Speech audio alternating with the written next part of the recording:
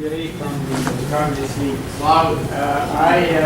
You said that this victory belongs to us, which might be true, but I really think that this victory belongs above all to the Cuban Five.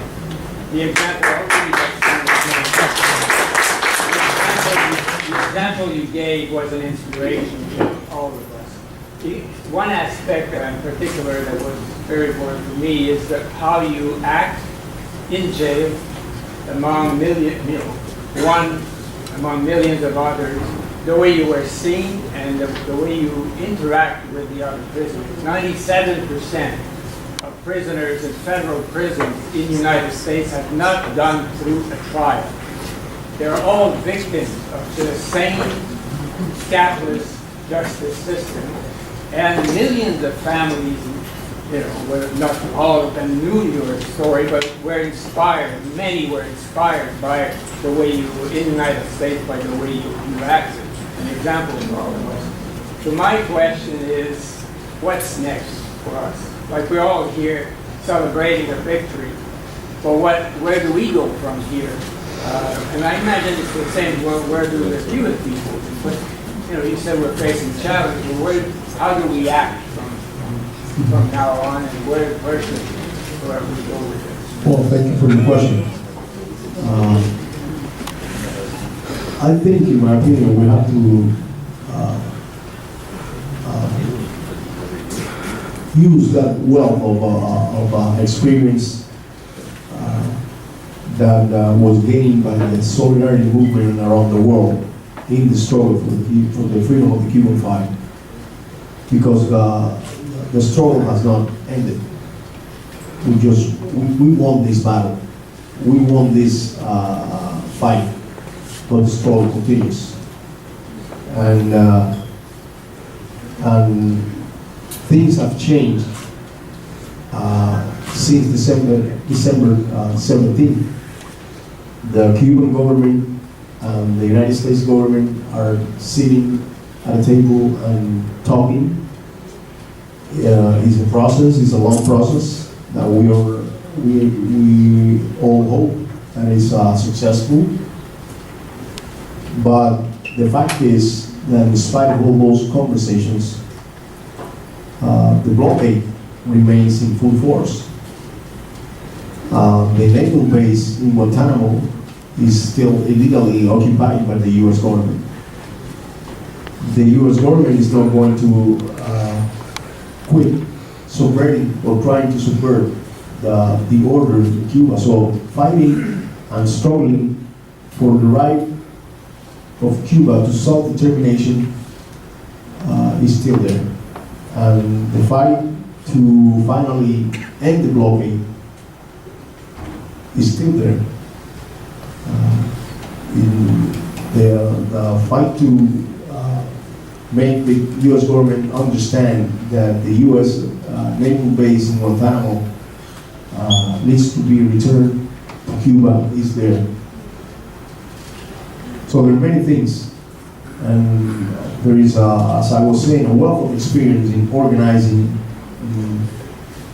in creating initiatives, and try to convey the message to the U.S. authorities. And that wealth of experience and organizing is something that is needed in this phase of the struggle too. There is always something to struggle for. I think life is struggling for something, to achieve something, and the horizon is always moving. We never tire of struggling. At least that's the way I look at it. And that's how I see the future. Organizing and using all that experience gained through these years to achieve those goals. I mean, I'm talking about the solidarity movement. the solidarity with Cuba existed since the triumph of the revolution. It is true that in the last 16 years, most of the energy, most of the resources, most of the time of the activists that joined the movement was involved in the struggle to free the Cuban Five because of the priority given to that goal. And it was true that it was a campaign, but solidarity always existed. We won this one, and we continue. And I would say that that's at least the way I looked at it is where we should be headed.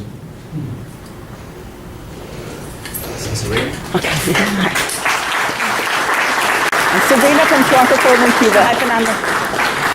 And I'm going to dare to disagree with you and with most Cuban people in the fact that I don't believe at all that you're to be feel indebted to us or the international solidarity movement in any way, shape, or form, personally, because I think that the international solidarity movement, just like when the five of you were in prison, and you considered it your duty because of your convictions to do the struggle that you did, I think that the international solidarity movement, should feel the same way. I mean, personally, that's what I think. So, and I think that the international solidarity movement and the world in general, whether people know it or not yet, the world are a lot more indebted to Cuba and the Cuban people, and of course, the Five and people like Che and of course Fidel.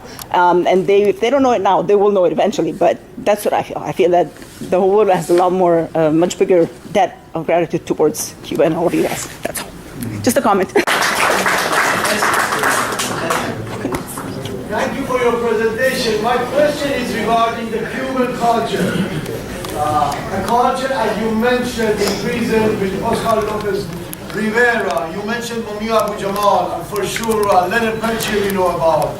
A culture when the Cuban Five were there, Antonio Guerrero became with this beautiful art in solidarity with the people of Palestine. And I know for a fact that the Cuban youth, in the heat of the special period in 1993, they said there is no today without yesterday, porque no hay hoy sin ayer, and with the Festival of Romerías, started to bring young people from around the world to celebrate culture, which I believe based on the thinking of Marty, where he says, Patria es humanidad, homeland is humanity. As one of the heroes of humanity, when Randy Clark first put it in the campaign for the Cuban Five, I would like you to please elaborate on this cultural behavior of the Cuban Revolution or Cuban leadership that has impressed the humanity world over. And as a Dr. Portillo the other day mentioned, as a young surgeon, he was put in a tribal area in Africa, and they told him, here is your translator.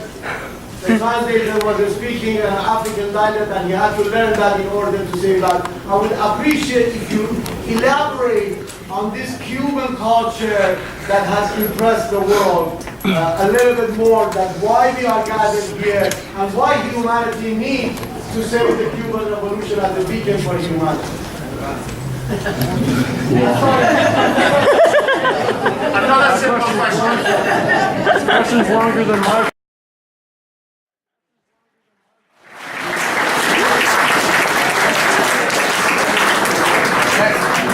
Well, I think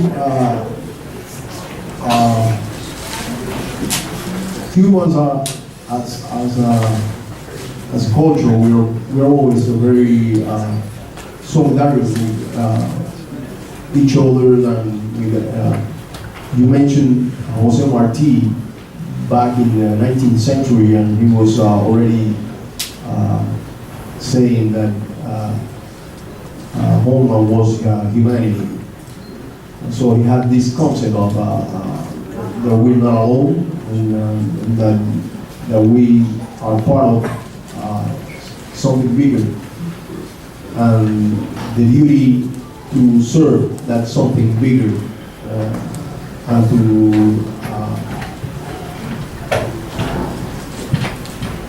work towards the well-being of that bigger thing that is not just one individual or even one country. But we lived in a system that tended to suppress those kinds of values instead of stimulating those kinds of values. And it's only the Cuban Revolution and the transformation of our society into a socialist society that allows for those values to become prominent, to become something that is considered paramount, that is they give us that sense really of making concrete what Martí had said back in the 19th century and allowing us to, for the first time, work towards that.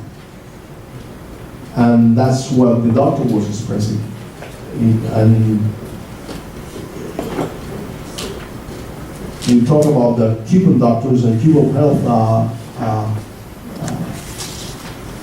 workers going around the world, but Cuba has always been solidarious in not only with the doctors, but we went to Africa and contributed to the African, to the independence of the media.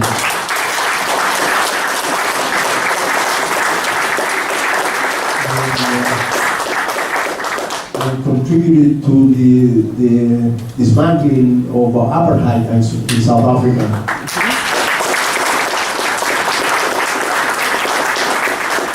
We were there for 14 years. Small country. It was an effort that nobody would have thought possible for a country with resources, limited resources that we had. A country threatened by the most powerful government of the world, the most powerful empire in history. And there were times in the early 80s or the late 70s in which the government of the United States offered Cuba the possibility of talks to apparently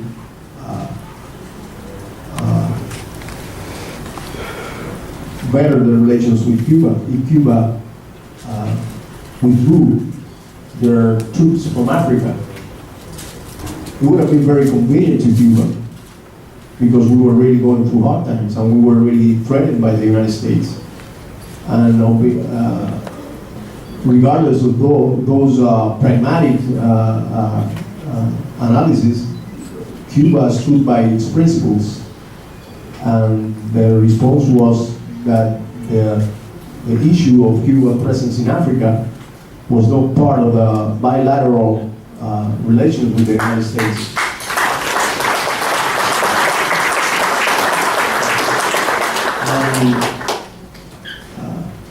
I don't want to sound chauvinistic, but as a Cuban, I have to say with pride that the effort that Cuba made in Africa, the presence for 14 years of our troops in Africa, is one of the most altruistic efforts that I know of. And I'm really proud of that. I'm really proud as a Cuban.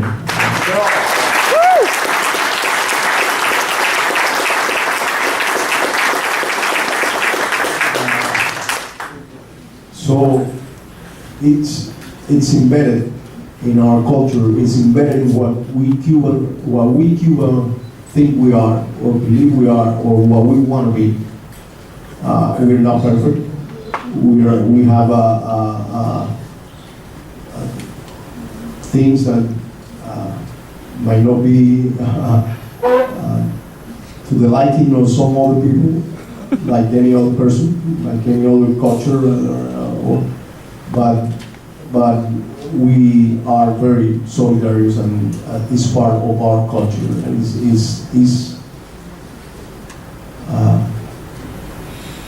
I think it's something that we will never surrender. The ability, the capacity to be solidarious. And since December 17, as soon as the December 17 announcements were made, immediately some press releases from the Western press started to write about some kind of division or some kind of interpretation that Cuba would abandon its friends, like example Venezuela. And if the thinking of the U.S. government was that Cuba would do something like that, it really hasn't learned the lesson. And we're never going to abandon our friends, and we're never going to abandon who have stood for us. The same way that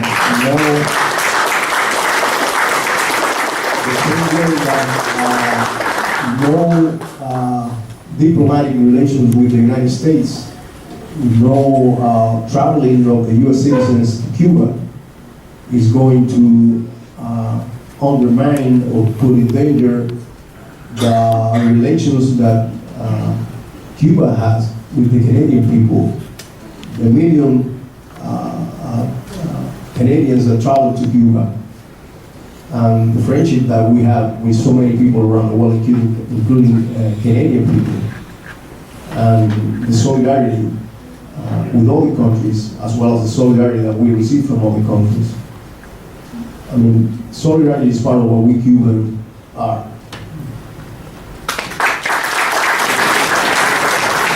Isaac, you had a question as well?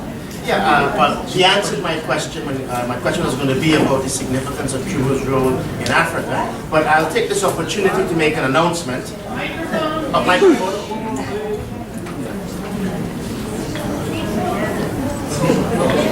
Fernando already sort of through precognition answered what I was going to the question I was going to ask, which is about Cuba's critical role in Africa. But I'll take this in the Southern African liberation struggles. But I'll take this moment to make an announcement. This year, among many things, will represent the 40th anniversary of Operation Carlotta, which is the beginning of Cuba's mission in Southern Africa.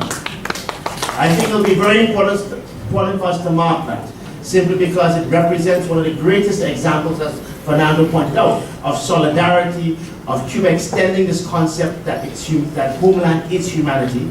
So to mark that occasion, we are going to be organizing an event here in Toronto and possibly having on tour one of the Cubans who participated in those struggles. Cuba played a very important role, and none other than Nelson Mandela said that the Cuban internationalists have made a contribution to African liberation and independence unparalleled for its selflessness and disinterested character. And Fernando represents this profound solidarity, this profound selflessness, this profound commitment to create a better world, this profound commitment to make a world fit for human beings. And so, as to echo what everybody has said, it's an honor to have you in our midst. And when we commemorate and mark Cuba's incredible contribution to ending apartheid, to defeating the racist state of South Africa, I think we'll once again see how critical it is to defend the Cuban Revolution and a better world. This dream that we all have, that this better world is not only a dream, it is possible, and as one person said, it is necessary and will become a reality.